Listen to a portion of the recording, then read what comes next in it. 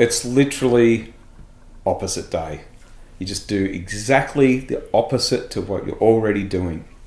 If what you were doing was working, we wouldn't be in this situation. You wouldn't be in this situation.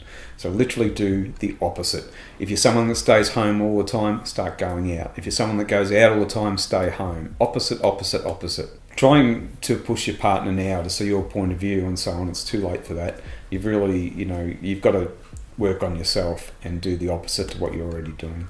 In a partnership, we like to think that, we're both contributing on equal proportions and so on, and it doesn't quite work that way. And that's a fluid thing, so at times it might seem like it is, and times it might seem like it isn't.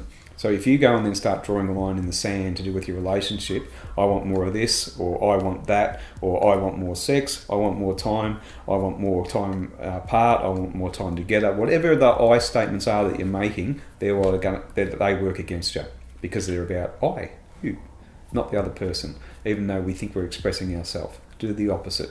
Drop the I statements. By default, we create an antagonistic partner. Not that we consciously think about it, but by actually trying to change the other person or making the statements or getting to see our point of view, what you're trying to do is change somebody. And that's what not to do.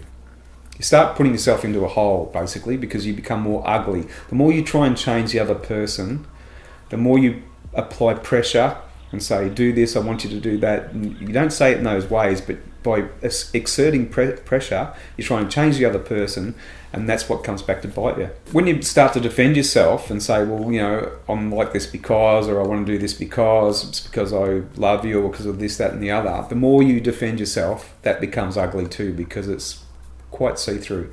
And females especially have a more sort of transparent way of seeing that. You become transparent very, very quickly.